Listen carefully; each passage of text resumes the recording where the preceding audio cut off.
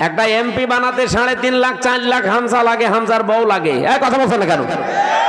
আপনি তাদেরটা নিজে সব একা দিয়ে দিলেন, আর এখন বলছেন আস্তাগফিরুল্লাহ। আপনার মাফ হতে পারে, তাওবা কবুল হতে পারে যদি বের হওয়ার পর ওই 3.5 লাখ 4 লাখ হামজার বর কাছে যে বলবেন যে এই ভুল করে ফেলেছিলাম, আমারে মাফ করে দিন। তারা মন থেকে যদি বলে ঠিক আছে মাফ করে দিলাম, আপনি মাফ পাবেন। নামাজের পরে 2-3 মিনিট করে কথা বলতাম।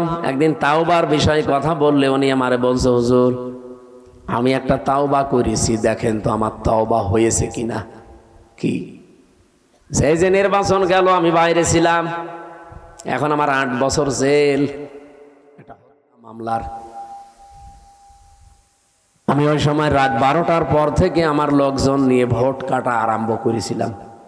ফজরের আজান পর্যন্ত কাজ কাম করিয়ে সব জায়গা মতো পাঠিয়ে দিয়েছি।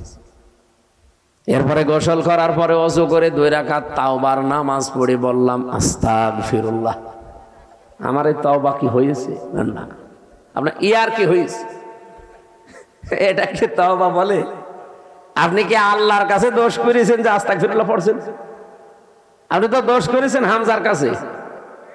আর তারা যদি বলে না কিসের মাপ, আপনাকে আমরা থাপড়াবো, প্রত্যেকে একটা করে থাপ্পড় দেবো, তাই খাবেন। কি কথা বলছেন কেন? কারণ দুনিয়ায় বিচার যদি না হয়, কিয়ামতের দিন আল্লাহ নিজে বিচার করবে। কারণ আপনি যারা আল্লাহর হক নষ্ট করেননি, হক নষ্ট করেছেন, হক বলে বান্দার হক।